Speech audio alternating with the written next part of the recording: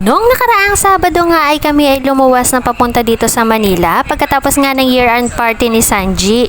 Maaga nga pala kami sinundo ng sasakyan namin sa aming bahay. Mga alas 3 pa lang ay kami ay sinundo na.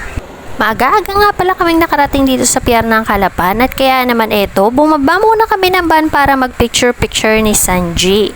Bandang alas 7 pa nga ng gabi ang aming nasakyan na barko kaya naman eto, naghintay muna kami dito ng medyo matagal-tagal din naman.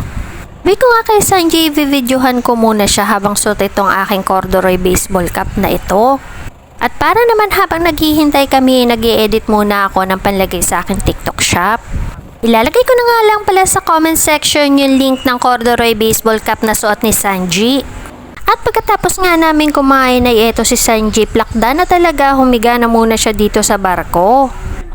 Marami-rami pa nga ang ihahatid ng door-to-door na nasakyan namin kaya naman eto, matutulog muna tayo habang nagbabiyahe. Bandang alas 3 na nga ng umaga nang kami makarating dito sa bahay at eto, bumungad nga pala nung bago kami umalis kay Sanji ang regalo ng kanyang mami sa kanya. Bilang isang ang ina ay napakasaya ng aking nararamdaman dahil nga napakaraming nagmamahal kay Sanji. At syempre, ano pa bang gagawin natin dito sa Manila kundi gumala? Kaya naman eto, gumala na muna kami dito sa SM Manila ni Sanji kasama ang aking mga ate.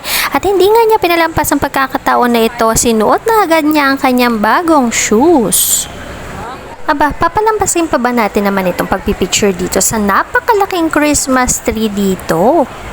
Sadyang napakaganda nga ng mga dekorasyon dito sa mall na ito. Kaya naman ito, hindi namin pinalampas ang pagkakataong ito na bawat talaga sulok dito ay nagpicture muna kami ni Sanji. At sinulit-sulit na muna namin ang pagpipicture dito. Hindi po pwedeng si Sanji lang ang magpapapicture. Syempre kami rin ay dapat na magpapicture para namang may souvenir kami dito sa lugar na ito ngayong Christmas. Sadyang nakaka-amaze nga itong napakalaking Christmas tree na ito at iniisip ko nga na kapag nalaglag ang isa ditong bola na napakalaki ay baka naman ako ay malaglagan na sa bunbunan ko.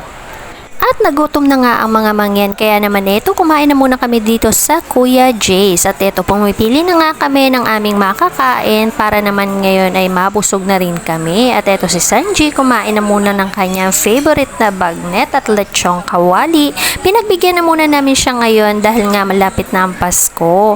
Pero actually bawal talaga sa kanya ang mga mamantikang pagkain. Pagkatapos niya ay naglibot-libot na kami at napunta kami dito sa Tubi's at meron talaga kaming bibilhin dito, ang basketball ring niya at ang bola. Pasira na nga pala ang dati niyang bola kaya naman bumili na rin siya ng bago at take note, yes, galing po yan sa savings ni Sanji. Kapag meron talaga siyang gustong-gustong bilhin ay talagang pinag-iipunan niya muna ito. Kasi nga palagi namin pinapaalala sa kanya na hindi lahat ng bagay ay pwede mong makuha, kailangan nating paghirapan ito. At nakita nga niya ang kapareha ng kanyang sapatos at eto, tinitingnan niya muna kung talagang katulad. At eto, syempre may masayang bata na nakalabas na. Dahil nga sasapit na ang Pasko ay kailangan pa rin natin mag-share ng blessing sa ibang tao. Diba nga palagi nating sinasabi na it's better to give than to receive. Sa patuloy na pagpapala sa atin ni Lord ay kailangan nating itong i-share sa ibang tao. Mayaman o mahirap man tayo, kailangan pa rin nating ibinabahagi iyan sa ibang tao. Kaya nga habang bata pa si Sanji, tinuturo na namin na yan sa kanya. O, paano ba yan? Napahaba na naman ang aming kwento. Pakilike and follow na lang ng page ni Sanji. Maraming salamat. Merry Christmas!